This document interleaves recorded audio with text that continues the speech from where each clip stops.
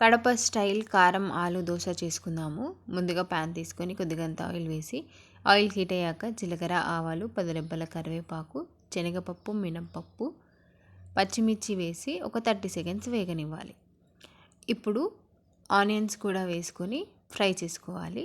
పసుపు, అల్లం వెల్లుల్లి పేస్టు, కొద్దిగంత ఉప్పు కూడా వేసుకొని ఆనియన్స్ని ఫ్రై చేసుకోవాలి. ఇప్పుడు ఆలుని వేసుకొని బాగా మిక్స్ చేసుకోవాలి. 2 మినిట్స్ తర్వాత కొత్తిమీర వేసుకొని స్టవ్ ఆఫ్ చేసుకోవడమే. పిండిలో ఇప్పుడు కొద్దిగంత ఉప్పు వేసుకొని బాగా మిక్స్ చేసుకోవాలి. ప్యాన్ హీట్ అయ్యాక వాటర్ చిలకరించుకొని ఇప్పుడు దోశను కూడా వేసుకోవాలి. ఇలా దోశ వేసుకోవడం అయిపోయాక మనం 1 టేబుల్ స్పూన్ కారంని తీసుకొని దోశకి ఈవెన్గా స్ప్రెడ్ చేసుకోవాలి.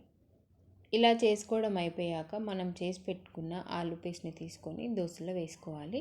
ఇప్పుడు ఆనియన్స్, కొద్దిగంత గరం మసాలా వేసుకొని ఆలులో స్ప్రెడ్ చేసుకోవాలి. ఇప్పుడు దోశ క్రిస్పీగా వచ్చేంత వరకు వెయిట్ చేసి ప్లేట్లోకి సర్వ్ చేసుకోవడమే. చాలా టేస్టీగా ఉంటుంది. మీరు ట్రై చేయండి. సబ్స్క్రైబ్ చేసుకోండి నా ఛానల్ని.